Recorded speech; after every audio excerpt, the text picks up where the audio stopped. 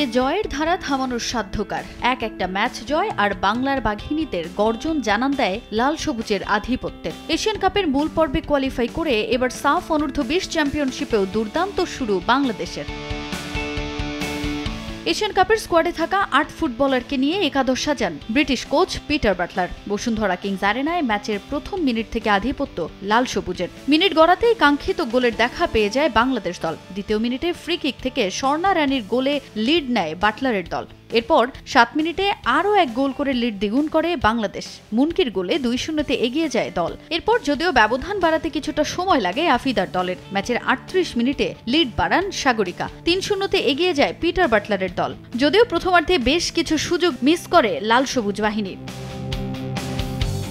বিরতির পর মাঠে নেমে আবারও লাল সবুজের দাপট। দ্বিতীয়ার্ধে 47 মিনিটে স্কোর লাইন হয় 4-0। প্রতিপক্ষের রক্ষণকে বোকা বানিয়ে নিজের দ্বিতীয় গোল করেন মুনকি। দ্বিতীয়ার্ধে মাঠে নেমে ঘুরে দাঁড়ানোর চেষ্টা চালিয়ে যেতে থাকে শ্রীলঙ্কা, তবে তাতে কাজের কাজ হয়নি কিছুই। মুনকির গোলে ঠিক 1 মিনিট পর শ্রীলঙ্কার জালে আরও এক গোল করে বাংলাদেশ। সিনহা জাহান শিখার গোলে স্কোর লাইন হয় 5-0।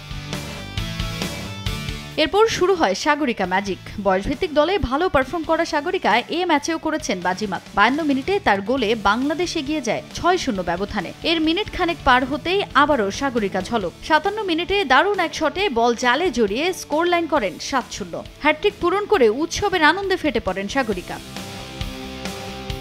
ম্যাচের 86 মিনিটে স্কোর শিটে নাম লেখান রুমা। 8-0 এগিয়ে যায় লাল সবুজ। নির্ধারিত সময়ের খেলা শেষে ম্যাচ গড়ায় অতিরিক্ত সময়ে। কয়েক মিনিট খেলা গড়াতেই এক গোল শোধ দিয়ে বসে প্রতিপক্ষ শ্রীলঙ্কা। যদিও তাতে কাজের কাজ হয়নি কিছুই, উল্টো ম্যাচের বাকি সময়ে আরও এক গোল করে বসে বাংলাদেশ দল। স্কোর লাইন হয় 9-1। শেষ পর্যন্ত বিশাল ব্যবধানের জয়ে স্বস্তি নিয়ে মাঠ ছাড়ে লাল সবুজ বাহিনী।